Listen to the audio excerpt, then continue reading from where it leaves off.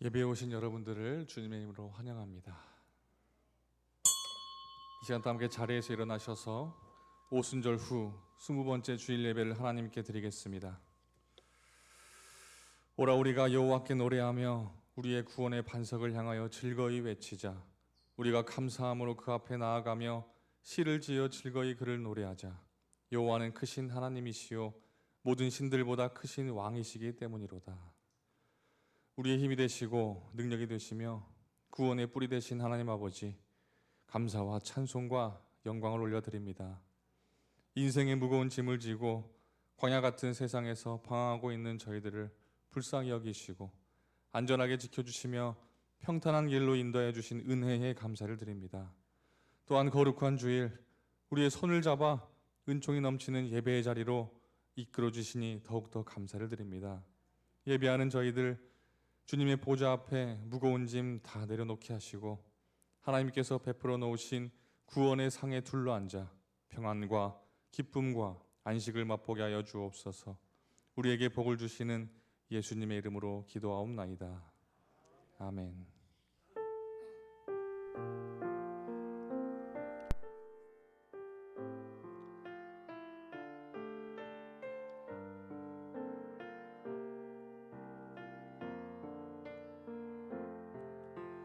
나는 하나님을 예배하는 예배자입니다. 내가 서 있는 곳 어디서나 하나님을 예배합니다. 내 영혼 거룩한 은혜를 향하여 내 마음 완전한 하나님 향하여 이곳에서 바로 이 시간 하나님을 예배합니다. 자리에 앉으셔서 참회 기도를 드리시겠습니다. 우리를 사랑하시고 영생의 길로 인도하여 주신 하나님 아버지, 우리를 향하신 주님의 사랑과 인도하심은 변함이 없건만 저희들의 믿음은 매 순간 흔들리고 있음을 고백합니다. 말씀의 반석 위에 든든히 서지 못하였고 불안과 두려움 속에서 보낼 때가 많았습니다. 서로 사랑하며 살라는 말씀을 뒤로하고 우리 이웃과의 관계 속에서 나의 증오와 나의 분노가 나타났습니다. 담대히 나아갈 때에 어딘지 나아갈지 몰랐고 두려워할 때에 저희들 알지 못하고 방황하였습니다. 오 주님, 연약한 우리의 믿음을 붙잡아 주시옵소서. 우리의 모든 죄를 용서해 주시고 담대한 신앙생활을 할 수 있도록 우리의 중심을 굳게 잡아 주옵소서. 지난날 우리의 모습을 돌이켜보며 잠시 기도하겠습니다.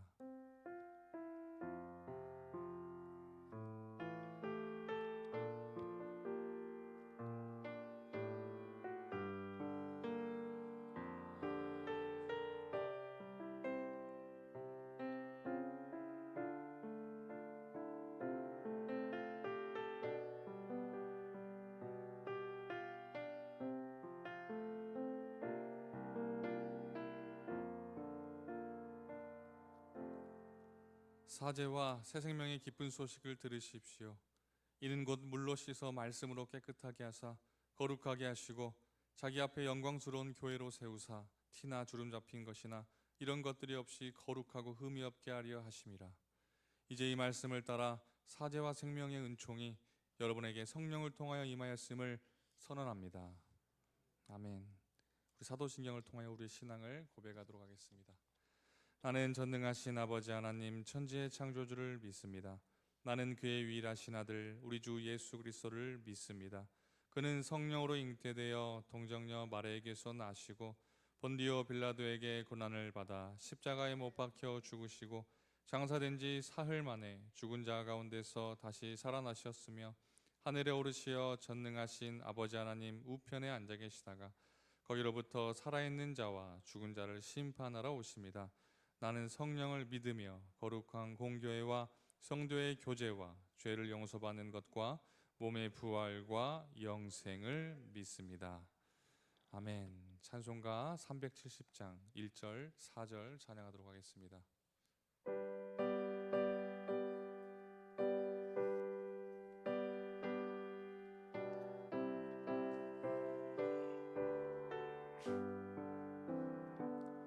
주 안에 있는 나에게 딴 근심이 있으랴 십자가 밑에 나아가 내 짐을 풀었네.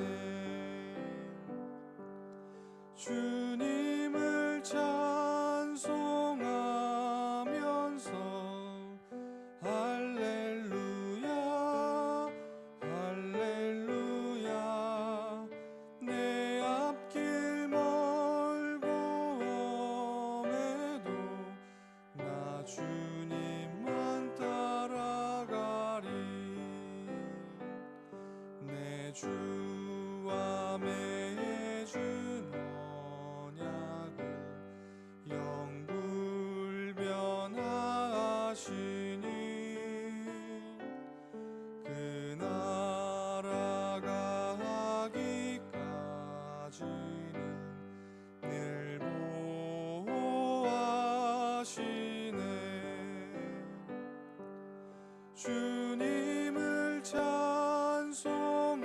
찬송하면서 할렐루야 할렐루야 내 앞길 멀고 험해도 나 주님만 따라가리.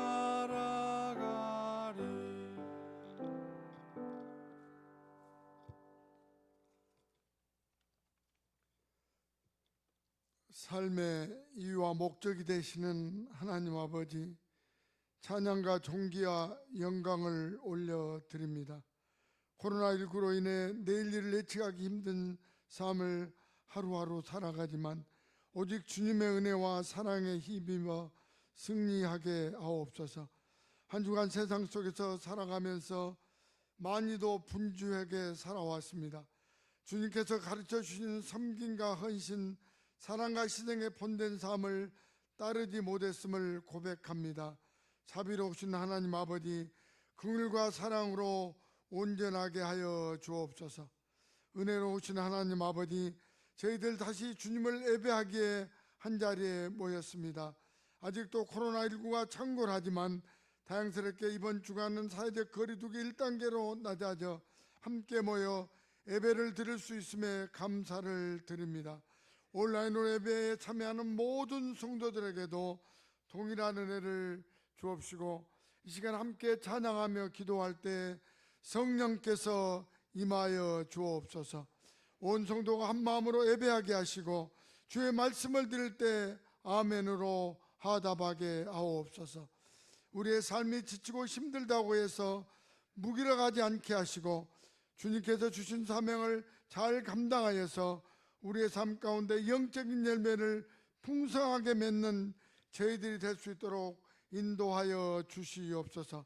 성경 말씀 암송, 요약 설교, 매일 성경 쓰기 등을 통하여 우리의 믿음이 자라나게 하시고 말씀으로 새로워지게 하옵시고 주님을 닮아가는 저희들이 되게 하옵소서. 하나님 아버지, 육신의 약함으로 경제적인 문제로 어려움과 고난 중에 있는 성도님들을 기억하여 주옵소서. 주님께서 한 분 한 분 직접 찾아주시고 어루만져 주셔서 지치고 힘든 몸과 마음을 치료하여 주옵소서. 고난 중에서도 주님의 이러로 채워지는 은혜를 주옵소서. 오늘 또 말씀을 증거하시는 귀한 목사님 성령 충만케 하셔서 생명력이 넘치는 말씀이 되게 하옵소서. 목사님과 함께 동행하시는 부목사님들의 사역에도 하나님의 사랑과 은혜가 충만케 하옵소서. 무엇이든지 기도하고 구하는 것은 받은 줄로 믿으라. 그리하면 너에게 그대로 되리라 약속하신 예수님의 이름으로 기도드립니다. 아멘.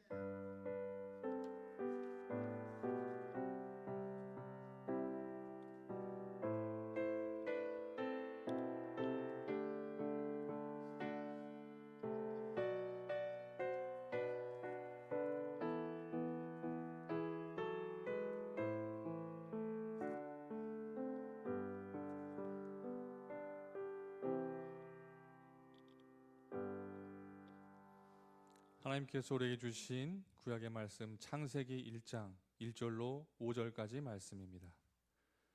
태초에 하나님이 천지를 창조하시니라. 땅이 혼돈하고 공허하며 흑암이 깊음 위에 있고 하나님의 영은 수면 위에 운행하시니라. 하나님이 이르시되 빛이 있으라 하시니 빛이 있었고 빛이 하나님이 보시기에 좋았더라. 하나님이 빛과 어둠을 나누사 하나님이 빛을 낮이라 부르시고 어둠을 밤이라 부르시니라. 저녁이 되고 아침이 되니 이는 첫째 날이니라. 아멘.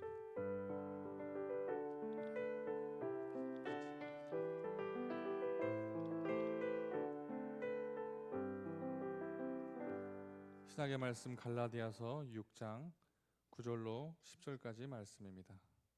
우리가 선을 행하되 낙심하지 말지니 포기하지 아니하면 때가 이름에 거두리다.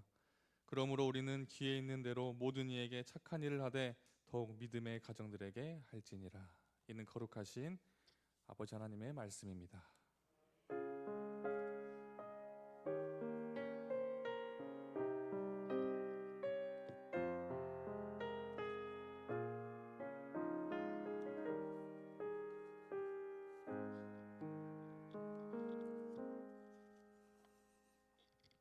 드디어 코로나 방역 1단계로 완화되었습니다.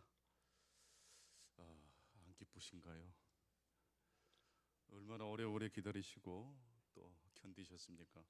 교회 오고 싶으셨고 또 성도님들을 또 만나고 싶으셨을 텐데 또 전체 우리의 공동선을 위해서 여러분들이 참아주시고 협력해 주신 줄 알고 참으로 감사드립니다.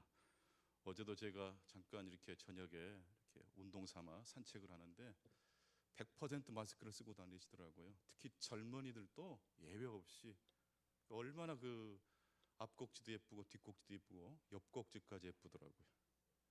이게 우리 대한민국의 저력이구나라는 생각을 했습니다.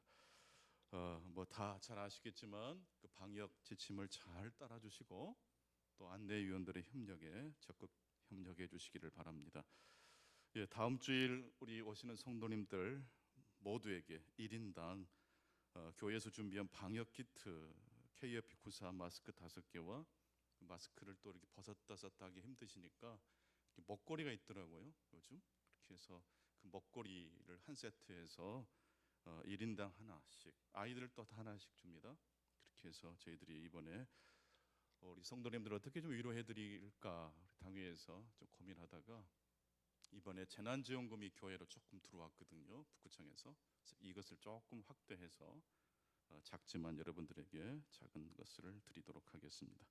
조금 남은 것은 또 미자립 교회, 또 어려운 교회 또 후원하도록 하겠습니다. 성경 필사는 지금 11월 1일 주일까지 다 잘하고 계실 줄 압니다.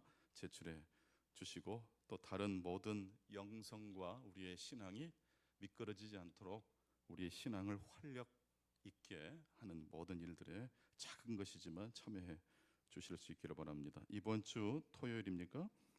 여전대주강으로 오전 9시부터 대청소가 있다고 합니다. 많은 분들 오셔서 함께 봉사해 주시고 협력해 주시기를 바랍니다. 어제 우리 박용수 집사님, 전윤승 권사님 아들 우리 박찬우 군과 우리 양동수 집사님, 이정숙 권사님의 딸 우리 양수영 양의 결혼식이 있었습니다. 우리 성도님들 많이 또 축하해 주시고 또 위로해 주심에 대하여 양가를 대신해서 감사 인사를 드립니다. 잠깐 어제 결혼식 한 1분 정도 영상을 만들었답니다.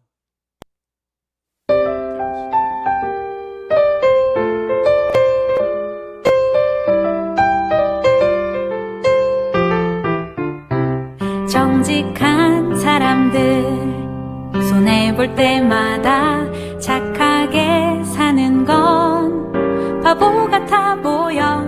그러나 주님은 모두 알고 계셔. 마치 부메랑처럼 다 갚아주시네. 그대의 지친 어깨 위로 다시 돌아온다네. 다시 돌아온다네. 그대의 흘린 땀과 눈물 부메랑이 되어 부메랑이 되어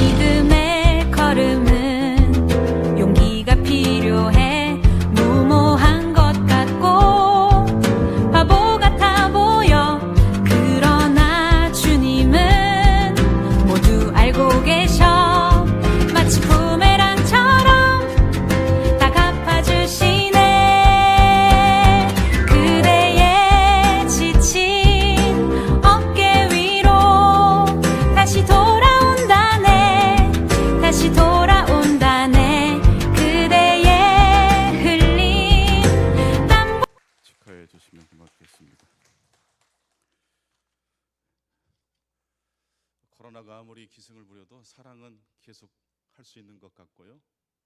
하나님을 향한 우리의 예배, 또 삶을 통한 하나님을 향한 예배는 영원히 지속될 줄로 믿습니다. 우리 좌우로 인사하실까요? 인사하시겠습니다. 보고 싶었습니다. 정말로 보고 싶었습니다. 고맙습니다. 우리나라 속담에 목마른 사람이 우물을 판다라는 속담이 있습니다. 그렇죠. 목마름이, 고통과 결핍이 우리로 하여금 우물을 파게 합니다. 목마름은 우리에게 고통을 주는 것이지만 동시에 우리의 삶의 원동력이 된다는 말씀입니다. 그림을 하나 보겠는데요. 뭉크라는 화가가 그린 그림입니다. 아주 유명한 그림이기도 합니다. 한 번쯤 보셨을 줄 압니다. 이 그림은 시대와 세대를 초월해서 많은 분들에게 공감을 일으키는 그림입니다. 이 그림의 제목을 혹시 아십니까? 절규입니다. 더 정확히 말하면 비명이라고 번역하는 것이 더 정확할 것 같습니다. 이 그림의 한 중앙에 한 남자가 머리카락도 없고 눈썹도 거의 없고 또 눈도 약간 이상하고 근데 막 소리를 질러요. 그러니까 이 장면을 보고 누군가 절규라고 번역을 했던 것 같습니다. 절규나 비명이나 거기죠. 영화나 광고에서 수없이 이 그림을 패러디합니다. 이 그림을 조금 더 자세히 보면 우리 첫 번째 그림을 좀 보여주시겠습니까? 새빨간 하늘과 푸른 바다가 구불구불 요동치는 세상이 등장하고 있습니다. 하늘이 굉장히 빨갛고 또 이렇게 요동을 치는 것처럼 보입니다. 그런데 이 주인공 중심 인물 그 뒤편으로 사람 두 사람이 서 있죠. 멀쩡하게 생겼어요, 그 사람들은. 근데 유독 주인공은 이 세상의 질서와는 조금 동떨어진 기도 제목이 많았던 것 같아요. 고민과 고통이 굉장히 이 사람을 지금 지배하는 것처럼 보입니다. 뒤에 말끔하게 신사복을 입고 있는 사람을 통해서 여러분들은 공감을 느끼십니까? 중앙에 위치하고 있는 비명을 지르고 있는 이 사람을 통해서 여러분 공감을 하게 되십니까? 물어볼 필요도 없죠. 저 사람이 막 비명 소리가 들리는 것 같고 마치 저 사람을 통해서 내 속에 있는 그 울분, 끓어오르는 그 목소리가 내 대신 저 사람이 소리를 지르는 것처럼 공감하기도 합니다. 주인공은 무슨 일인지 불안해하고 있고 공포에 비명을 지르고 있습니다. 바로 그 공포에 사로잡혀 있는 저 주인공의 모습을 보면서 사람들은 그렇지, 인생이란 고통이 있지. 어떤 사람도 외에 없이 근원적 결핍을 가지고 있지 않은 사람은 없습니다. 기도 제목이 없는 가정이 없고 문제가 없는 가정은 사실 단 한 가정도 없을 겁니다. 그와 동시에 모든 가정의 문제 옆에는 또 무엇도 있을까요? 하나님의 위로하심과 은혜도 있는 줄로 믿습니다. 뭉크라는 이 화가의 예술관을 설명하는 중요한 키워드는 절규입니다.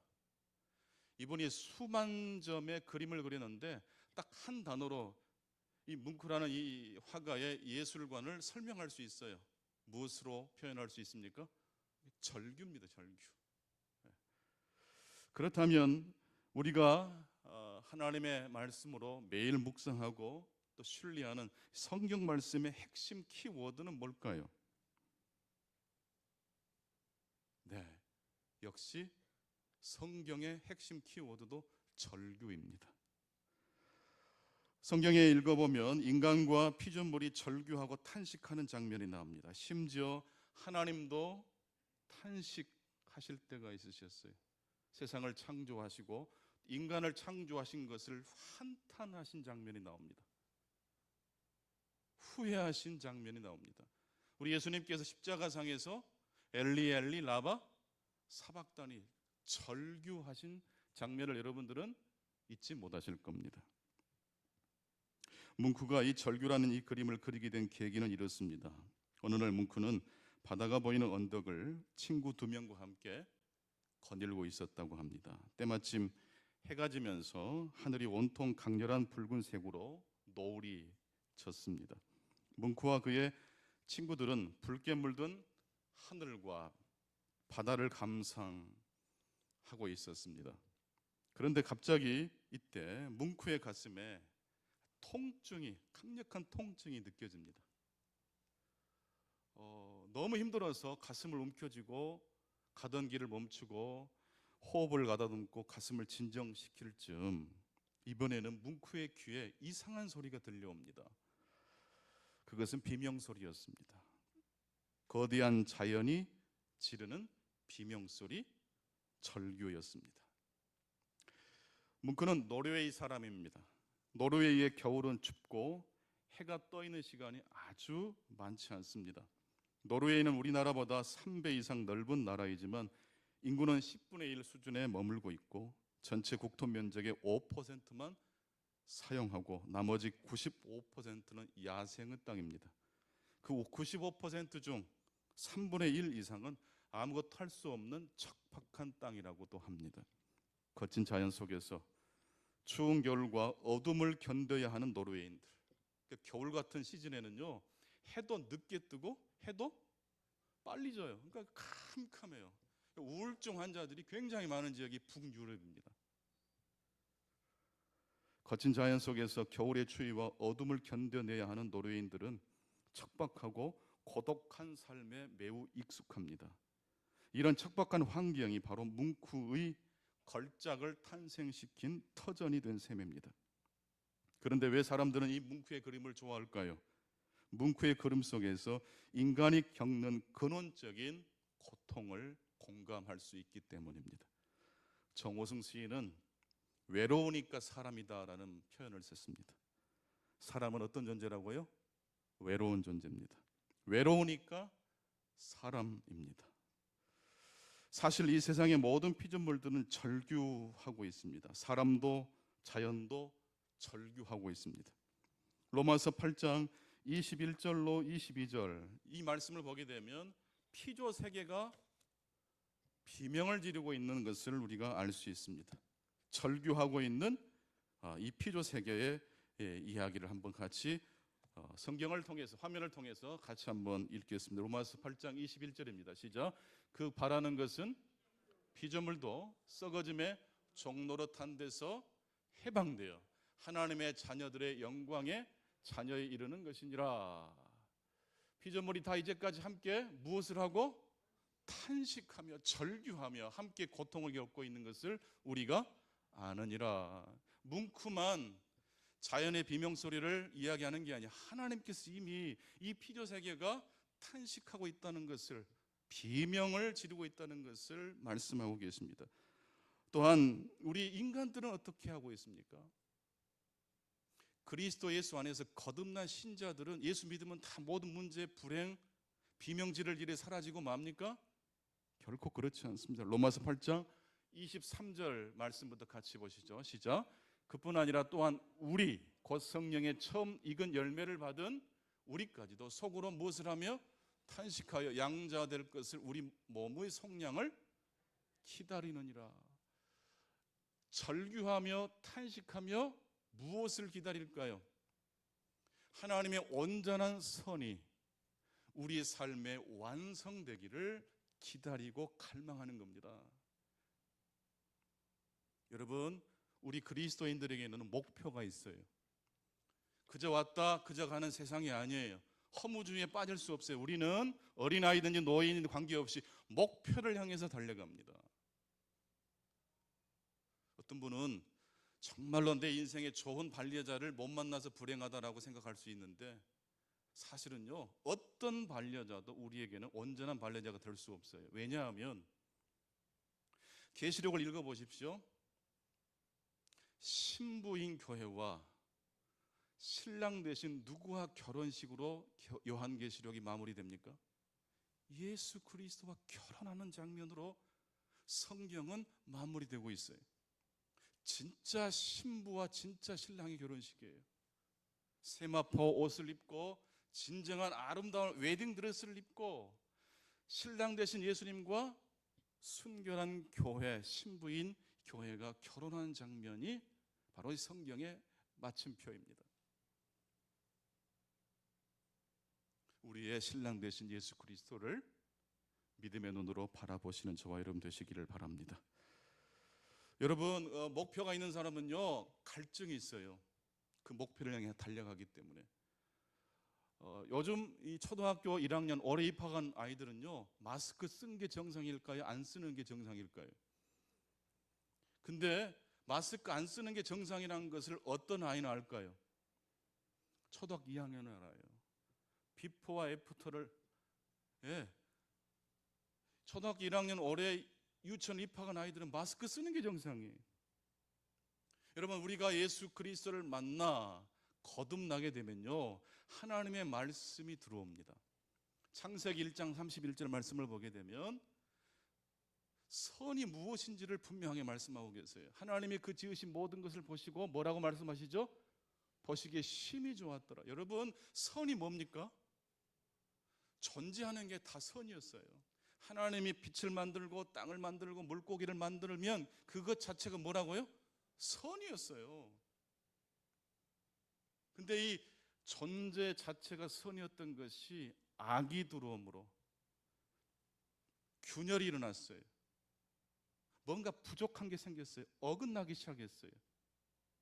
그 이후로 우리 인간의 삶에는 무엇이 등장합니까? 절규가 등장해요. 부족해요. 넉넉하면 싸울 일이 없어요. 부족하기 때문에 싸우는 거예요. 내 지갑에 계속 돈이 채워질 것을 예상하는 사람은요, 친구 만나도 두려울 게 없어요. 근데 공급이 멈췄다는 생각이 드는 순간 뭔가 이렇게 마비가 되는 거예요. 나는 여러분들의 삶에 하나님의 공급이 끊임없이 계속되고 있다는 사실을 기억하시기를 축복합니다. 우리의 궁극적인 목표는 신랑 되신 예수 그리스도와 결혼하는 사실이라는 사실을 꼭 기억하실 수 있기를 바랍니다. 하나님의 공동선, 내 행복이 중요한 만큼 그리고 그들의 행복도 소중하다는 것이 하나님께서 애초에 만들어 놓으신 선한 모습이었어요. 근데 이것이 죄로 말미암아서 어긋나기 시작했어요. 그래서 사람들은 나의 소중함에만 머무르려고 해요. 그리고 그들도 소중하다는 것을 망각해요. 그래서 이게 힘들어지기 시작하는 겁니다. 그래서 피조물들도 인간들도 절규하고 탄식하고 있는 것입니다. 하나님의 회복이 어서 속히 우리 가정에 이 땅 가운데 임하기를 우리들이 절규하실 수 있기를 바랍니다. 문구는 5살 때 어머니가 갑자기 폐결핵으로 돌아가셨답니다. 원래도 몸이 약했던 문구는 허약했기 때문에 학교도 다니다가 중도에 포기하고 가정교사를 통해서 집에서 겨우겨우 공부를 이어갔고, 몸이 약하니까 집에서만 놀다 보니까 그림을 그리기 시작했고, 그 그림 그리는 재능을 보고 이모님이 격려를 해줘서 화가가 된 겁니다. 한창 뛰어놀 어머니 사랑과 부모님 사랑을 받아야 될 5살 때 갑자기 어머니가 돌아가셨어요. 얼마나 충격이 심했겠습니까? 더더구나 문구의 나이 13살 때 문구와 소꿉놀이도 해주고 문구의 마음을 가장 잘 이해해줬던 여동생 소피아도 폐결핵으로 사망하고 맙니다. 그때의 충격을 문구는 나중에 아픈 아이라는 그림으로 표현합니다. 이 그림은 단순한 그림처럼 보이지만 문구 예술의 커다란 전환점을 가지고 온 그림입니다. 그런데 딱 보면 무슨 그림 같기도 하고 아닌 것 같기도 하고 다 완성이 안 된 습작 같은 느낌이 드실 겁니다. 이 문구가 이 활동했던 그 시대에는요, 똑같이 그림을 그리는 사실주의 합법이 대세를 이루었던 때이기 때문에 이런 그림을 내놓으면 사람들의 평가가 어땠겠습니까? 얼마나 그 혹평이 쏟아졌는지 모릅니다. 윤곽도 또렷하지 않고 균질하지 않은 붓질, 완성되지 않은 그림을 출품했다고 사람들이 혹평을 했습니다. 그런데 뭉크는 이 아픈 아이라는 이 그림을 그릴 때 이런 식으로 그렸다고 합니다. 보이는 대로 그린 것이 아니라 내가 본 것을 그린 것이다. 여동생이 지금 폐결핵으로 내일 어느 때라도 죽을 수 있는 그런 사경을 헤매고 있는데 정확하게 사실적으로 묘사하는 것이 더 좋을까요? 아니면 여동생의 마음, 다시 한번 그림을 보여주시면 이 소녀는요 굉장히 예쁘게 그려졌는데 그 옆에 있는 어머니 같은 분은요 고개를 숙이고 탄식하고 있어요. 절규하고 있어요. 저는 이 어머니 이 머리 숙인 장면을 보면서 얼마나 뭉클했는지 몰라요. 정확하게 묘사하는 것, 똑같이 그리는 그림이 그릴 수 없는 지점을 뭉크는 그려낸 겁니다. 내가 그리고자 했던 것은 그 힘없는 움직임이었다. 떨리는 눈꺼풀, 속삭이는 듯한 입술. 그녀는 숨을 들이쉰다. 마치 살고 싶다고 말하듯이.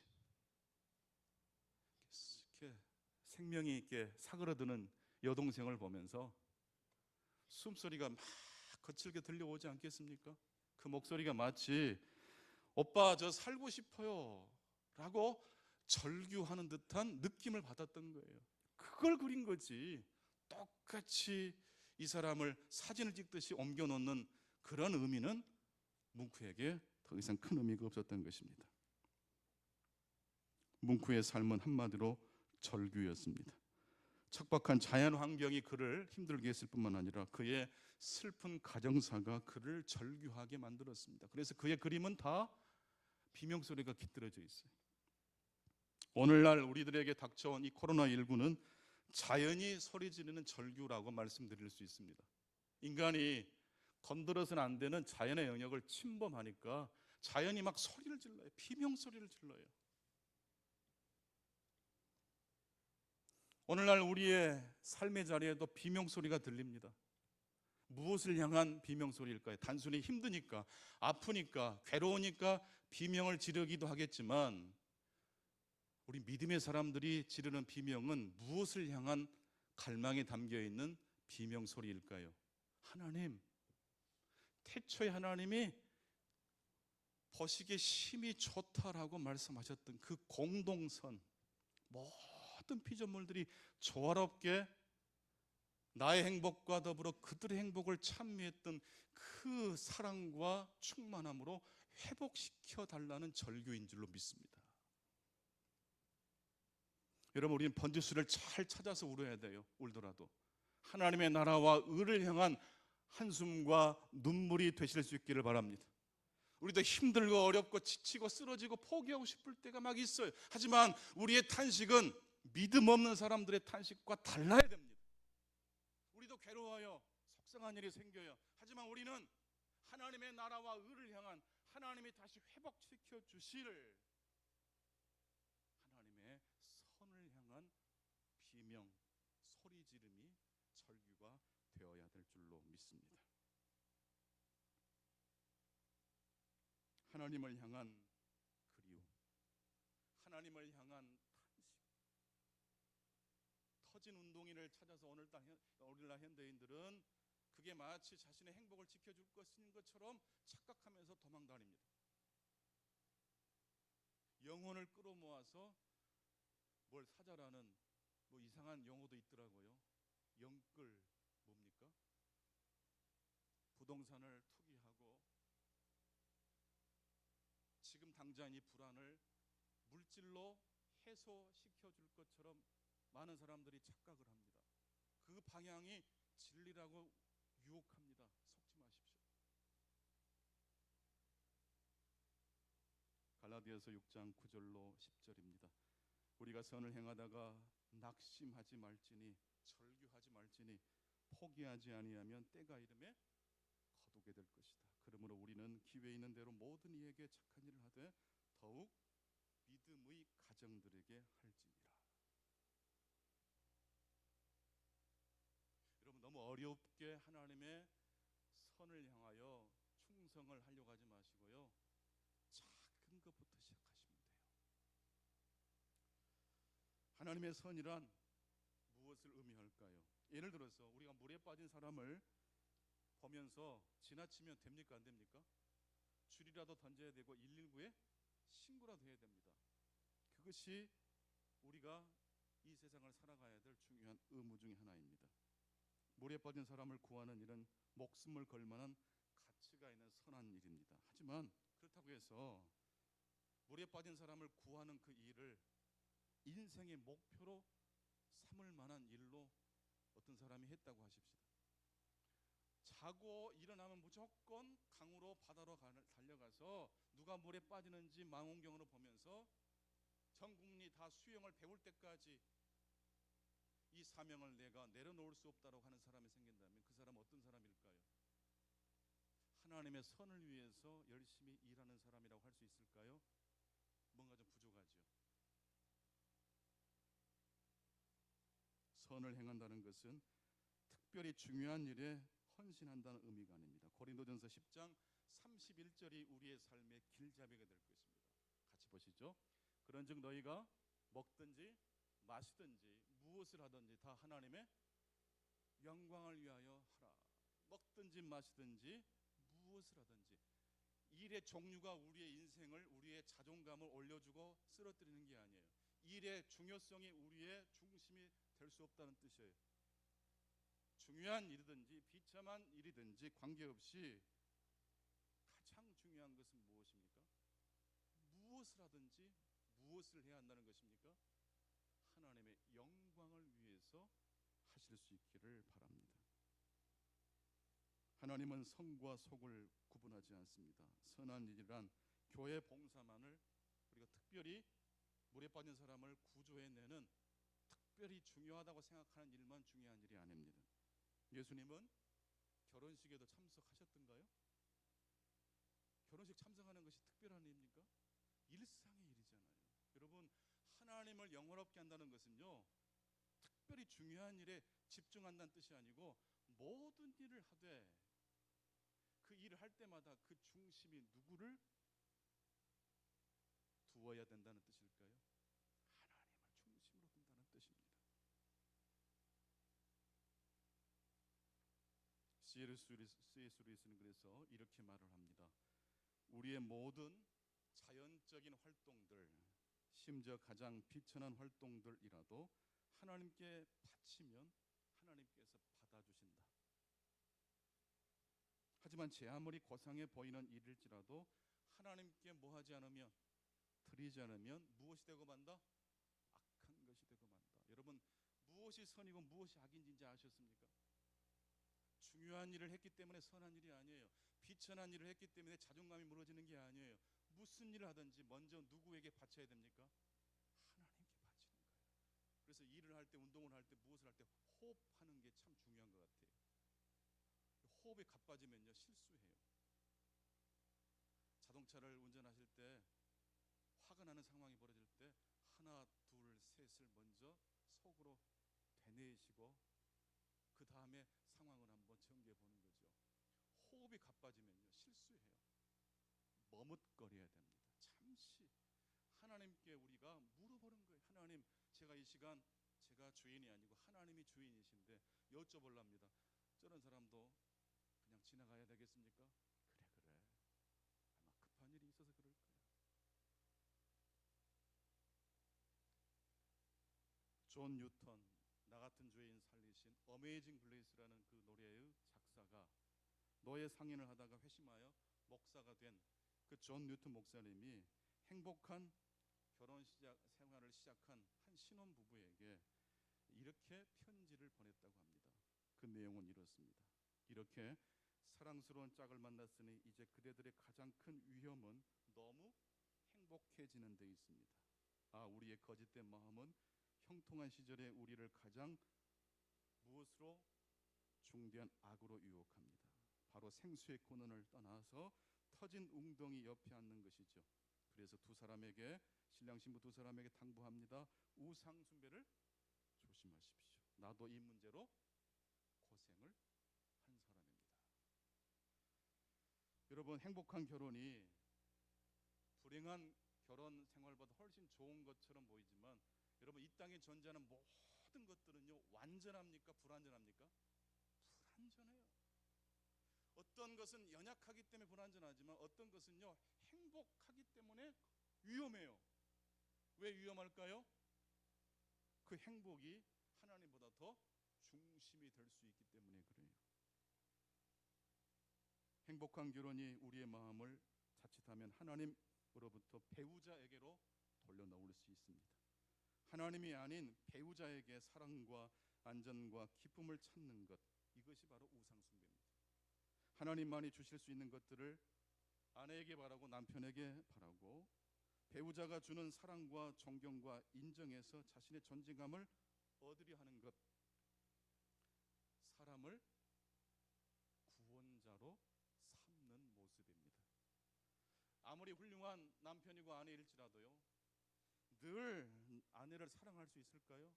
늘 좋은 기분 좋은 말로 덕담해 줄 수 있을까요? 늘 칭찬과 격려를 아끼지 않는 일을 한다고 하십시다. 그게 가능하다면, 그렇게 한 30년 하다 보면 그 남편과 아내는 어떻게 될 가능성이 높을까요? 심장 터져 죽을 거예요. 중압감에 못 이겨서.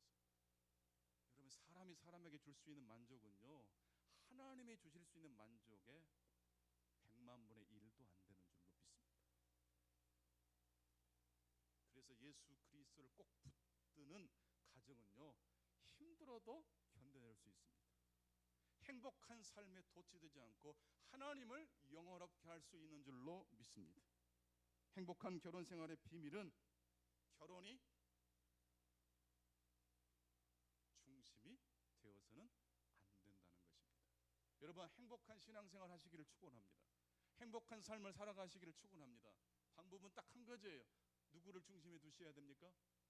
하나님을 중심으로 두실 수 있기를 바랍니다.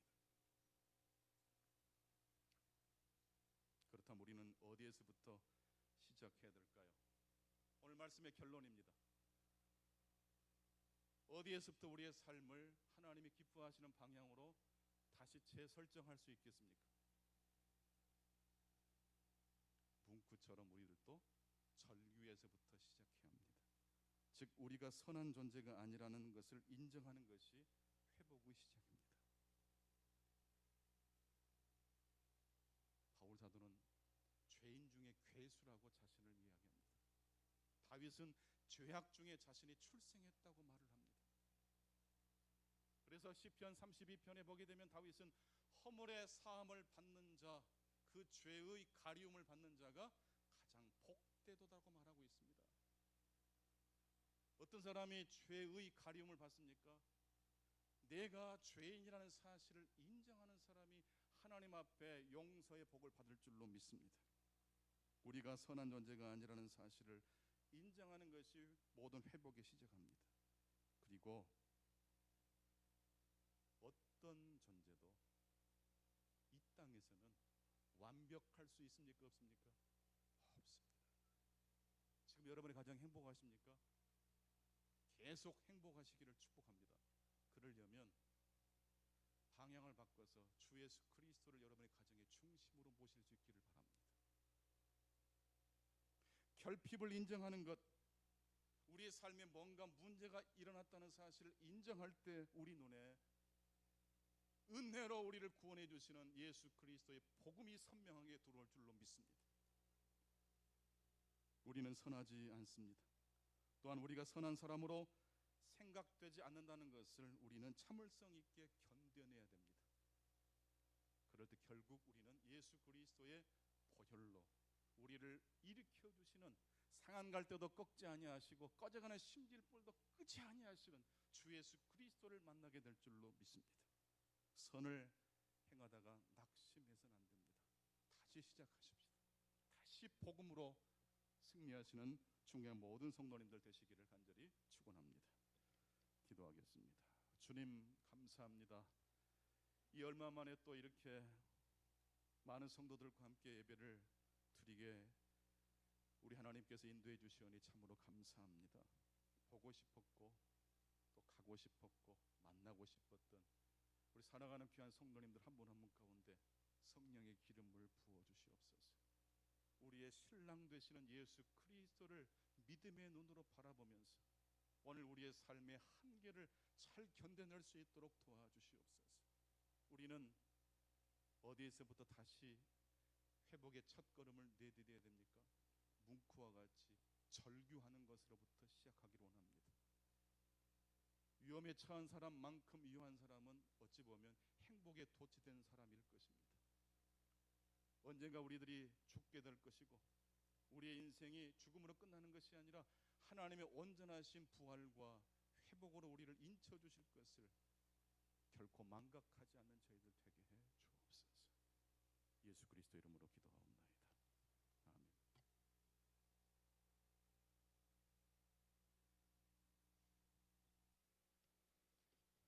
네, 이 시간에는 우리 시편 23편 암송하는 시간을 갖도록 하겠습니다. 시편 23편입니다. 여호와는 나의 목자시니 내게 부족함이 없으리로다. 그가 나를 푸른 풀밭에 누이시며 쉴 만한 물가로 인도하시는도다. 내 영혼을 소생시키시고 자기 이름을 위하여 의의 길로 인도하시는도다. 내가 사망의 음침한 골짜기로 다닐지라도 해를 두려워하지 않을 것은 주께서 나와 함께 하심이라. 주의 지팡이와 막대기가 나를 안위하시나이다. 주께서 내 원수의 목전에서 내게 상을 차려주시고 기름을 내 머리에 부으셨으니 내 잔이 넘치나이다. 내 평생의 선하심과 인자하심이 반드시 나를 따르리니 내가 여호와의 집에 영원히 살리로다. 아멘. 이 시간에 다 함께 일어나셔서 우리 봉헌 찬송 사랑의 나눔 부르도록 하겠습니다. 사랑의 나눔 있는 곳에 하나님께서 계시도다. 사랑의 나눔 있는 곳에 하나님께서 계시도다.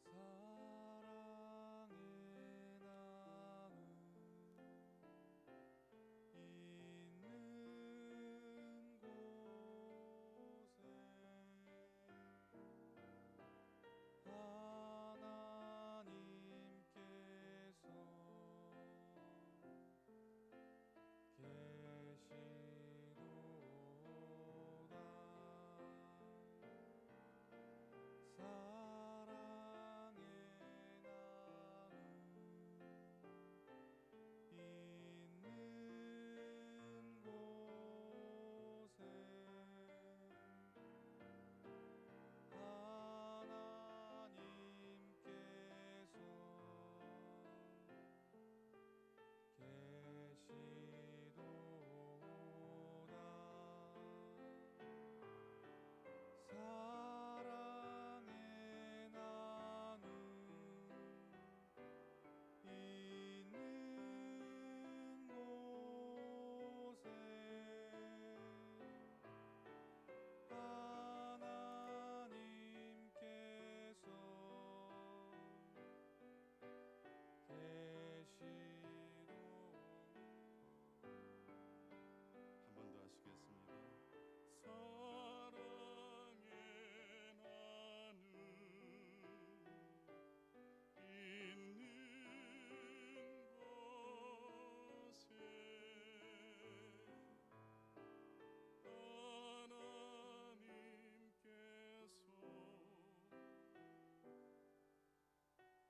있는 곳에 하나님께서 한 번 더 하시겠습니다. 사랑의 나눔 있는 곳에 하나님께서 계시도다. 우리 모두 가슴에 두 손을 모으시겠습니다. 자비로우신 하나님, 허물 많은 저희들, 온전하지 못한 저희들을 그럼에도 불구하고 불러주시고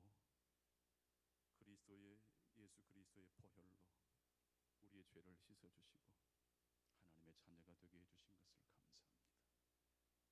로마서 8장 말씀처럼 여전히 신자 역시 탄식하고 비명을 지르며 이 세상을 살아갈 수밖에 없으나 믿음 없는 사람들이 방향 없이 지르는 소리가 아니라 하나님의 공동선이 태초에 이 세상을 창조하시고 보시기에 심히 좋았다고 말씀하신 그 선을 향하여 갈망하고 부르짖고 희망을 노래할 수 있는 저희들 되게 해 주옵소서. 눈물 많은 인생입니다. 깊이 들어가 보면 우리의 삶에 아픔이 있고 고통이 있고 세상의 어떤 것으로도 위로되지 않는 오직 하나님만이 채우실 수 있는 바로 그 자리가 있습니다. 내 마음 깊은 곳, 그 비밀스러운 자리에 이 시간 성령께서 빛을 비춰 주시옵소서. 코로나 기간 때문에 너무 많이 힘들고 오랜 시간 우리 성도님들 고단한 삶을 살아오고 계십니다. 손목을 잡아주셔서 우리의 손을 놓치지 아니하시는 그 하나님께서 날마다 우리의 삶을 보호하시고 지켜주시옵소서. 하나님 아버지, 온 지구촌이 함께 탄식하지만 우리 믿음의 사람들은 하나님께서 회복해 주실 것을 향하여 믿음의 눈물과 탄식과 절규를 할 수 있도록 도와주시옵소서. 오늘 또 하나님의 놀라우신 은혜를 기억하며 마음을 담아 예물을 드립니다. 주여 받아주시고 우리의 삶이 결핍되지 않도록 날마다 일용할 은혜와 양식을 공급해 주시옵소서. 시질과 날줄로 수혜태가 짜진 것처럼 하나님의 은총이 우리 노력의 수직선과 연결되게 하셔서 우리 힘만으로는 이 세상을 살아갈 수 없음을 고백합니다. 하나님, 날마다 우리의 삶 가운데 역사해 주시옵소서. 오늘 또 온라인 유튜브 예배에 참여하시는 믿음의 권속들 가운데도 함께 하시고 우리가 완벽하게 회복되는 그날 모두가 함께 만나서 얼싸안고 함께 식탁 교제를 나누며 성만찬의 식을 나누며 하나님 나라를 맛볼 수 있도록 도와주시옵소서.